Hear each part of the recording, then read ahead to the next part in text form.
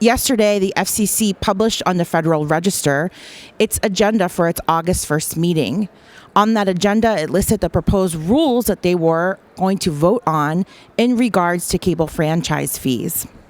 The proposed rule change would essentially significantly reduce franchise fees paid to cities all across the United States, including the city of Philadelphia, alter decades of past practice between cable operators and local governments, significantly reduce public benefits such as free Wi-Fi, and also still put in danger funding for public access, government, and educational stations.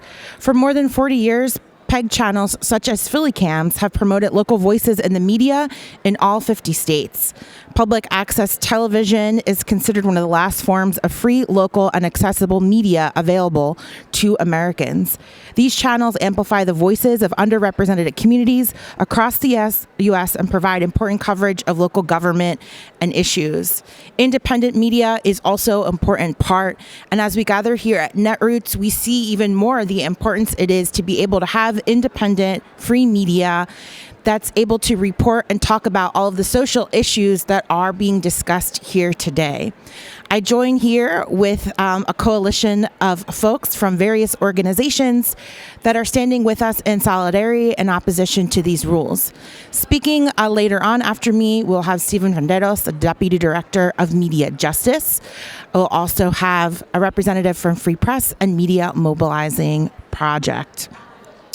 According to the Alliance for Community Media, under the 1984 Act, franchise fees paid for the use of public property and public rights of way are capped at 5% of gross cable revenues. The FCC's proposed rules to allow non-cash items that benefit the public, promotional advertisements, cable service to non-cash items, senior discounts, low-income discounts, backhaul services from origination points, and more, to be charged back against that franchise fee cap.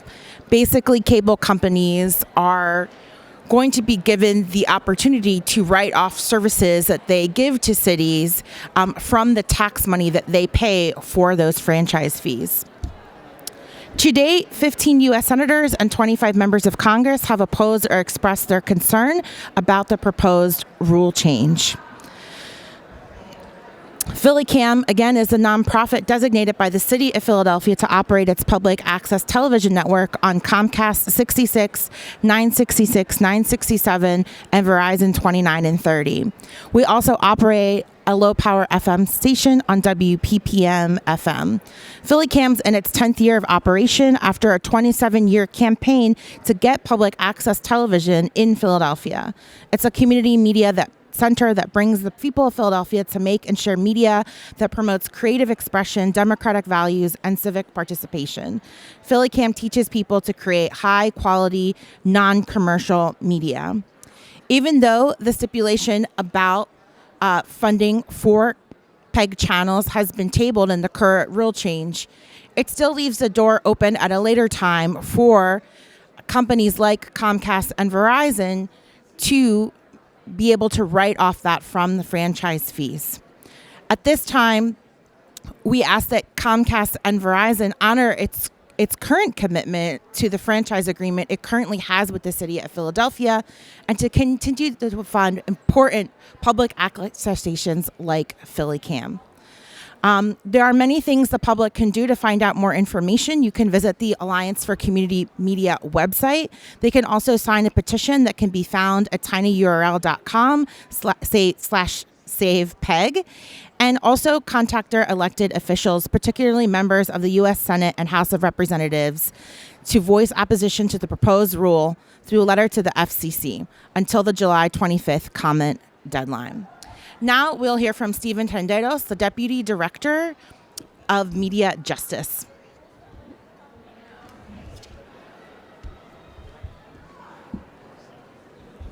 Hey, what's up, everybody watching live online? We're coming to you here live and direct from Philadelphia at Netroots Nation. So as Vanessa mentioned, my name is Steven Renderos.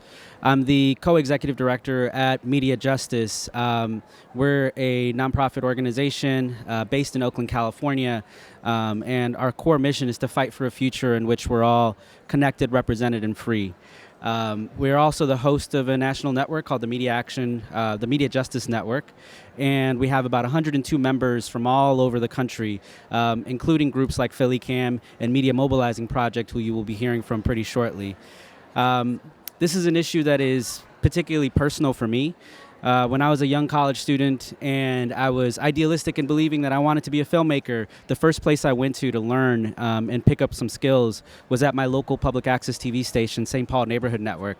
What I didn't know then is that that institution, which existed to train me on how to create my own stories using film, using TV, producing, I didn't realize that that institution existed because of the ability of my local city to negotiate with my cable operator, which at that time was Comcast, which is true here in Philadelphia, where Comcast is based, and be able to negotiate certain concessions and benefits to the community. And that's why public access TV stations exist.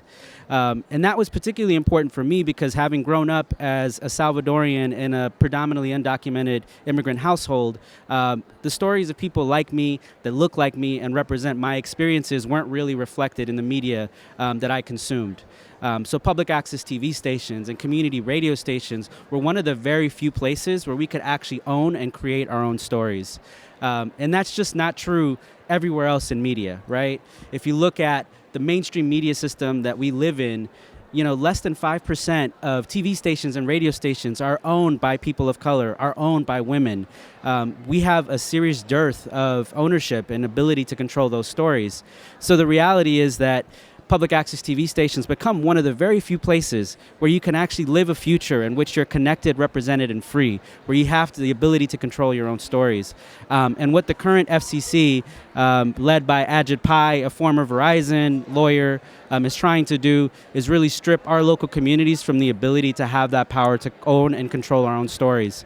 And we have to realize that, beyond teaching people the skills to create their own media, public access TV stations have actually evolved over the years to do much more than that. They are the place where people go to. I know here in Philadelphia, a lot of people go to PhillyCAM to get access to the internet. A lot of people go to places like Create TV in San Jose to get vital jobs trainings that they need to get the kinds of jobs that they need to compete in a place like Silicon Valley. That is public access TV stations now are playing a role that is beyond what they were set out to design to do, but they are vital institutions that must remain. So this current FCC, with this proposal and other proposals over the last few years, has demonstrated that they don't care about people of color. They don't care about poor people. They don't care about the ability of those communities who are living at the margins of our media society to be able to see themselves represented in our media system. And that's why we have to fight back, and that's why we've been fighting back. This current FCC has heard from thousands of people all over the country telling them this is a bad proposal, and yet they're still wanting to move through with it. And so you have to ask, who benefits from all of this? It's going to be the large corporations, Comcast, Verizon, who are going to be able to use this proposal to further strip our local communities from the vital resources that we need. So what can you do? You need to be reaching out to your members of Congress. You need to be taking action.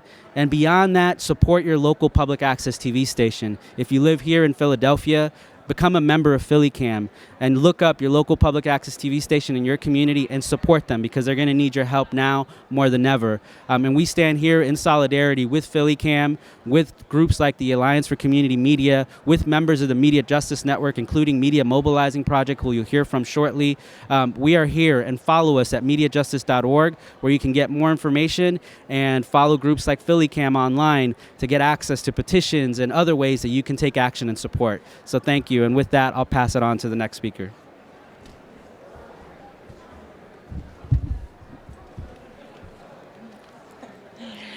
Thank you to, again, our allies from Media Justice and all of the members of the coalition.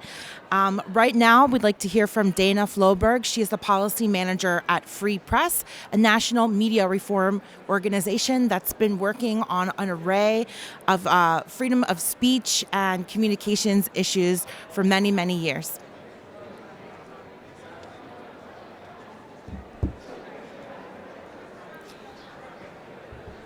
Hello, my name is Dana Floberg. I'm the policy manager at Free Press and Free Press Action, where we fight for people's rights to connect and communicate.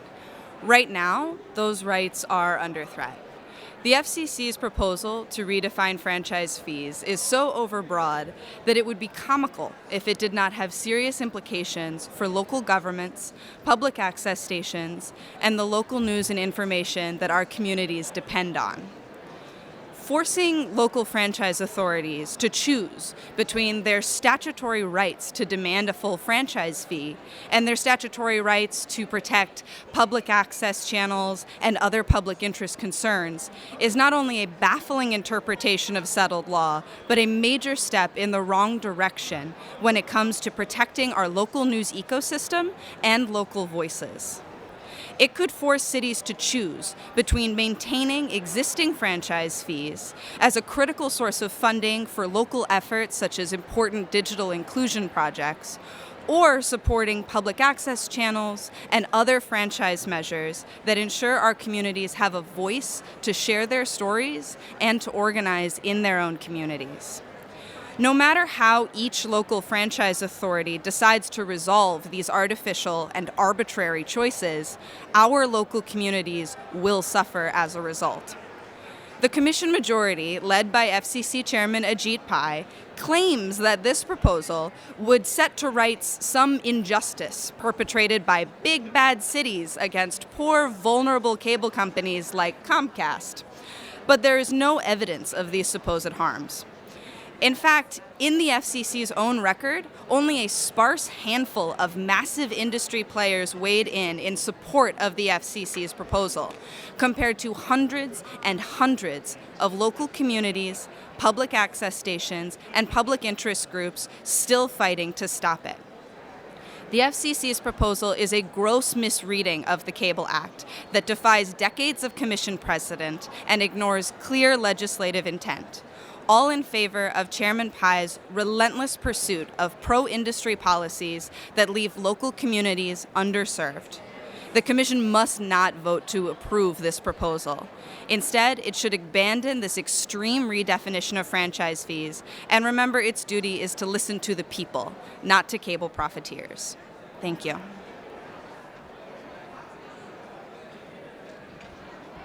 Again, I want to thank our allies at Free Press for all the work that they do, not just on this issue, but many issues, including net neutrality and other ways that we can maintain our freedom of speech. Right now, I'd like to welcome Devin Washington, the senior policy organizer at Media Mobilizing Project, a community-based organization based here in Philadelphia that's an ally and also a fellow member of the Media Justice Coalition.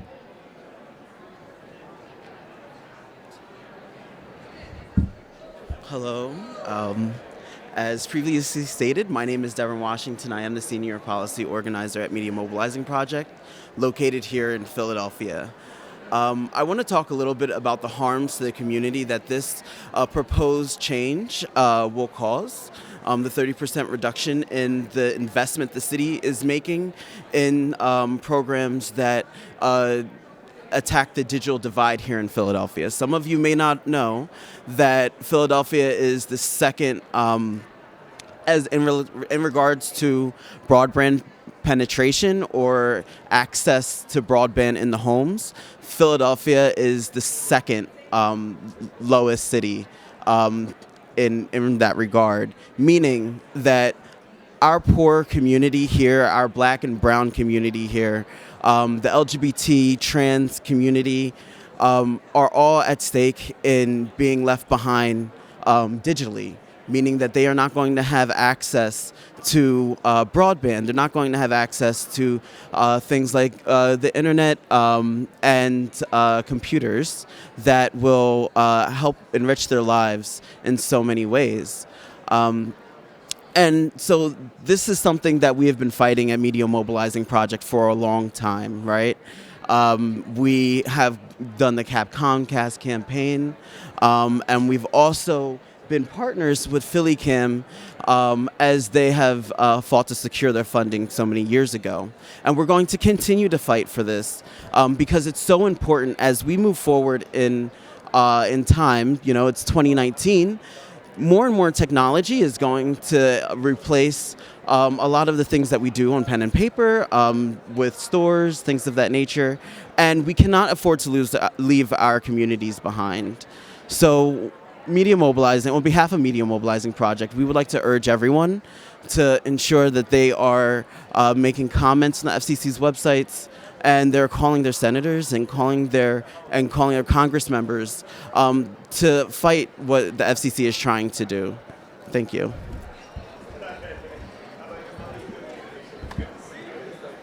Thank you, Devin, for those comments. Again, I want to thank all of you who are watching online, all of the media that has joined us here today, all of our allies that have been working on this issue with us, and especially our elected officials who have expressed their support. Specifically, I'd like to thank our representative in Philadelphia, Mary Gay Scanlon, and Senator Merkley, who has also been an outspoken advocate for the cause of public access. If you'd like to take action, again, you can go to tinyurl/save PEG, and you can also visit our website, PhillyCAM.org. All of these organizations, Media Justice, Free Press, Media Mobilizing Project, have great information on their websites and their social media pages. We urge you to express the value of having access to these public media infrastructure, such as PhillyCAM. Let your elected officials know, let people in the city know how much we need public access and access to communication in general in our cities. We want to thank everybody for supporting us, and again, urge you to take action. Thank you so much.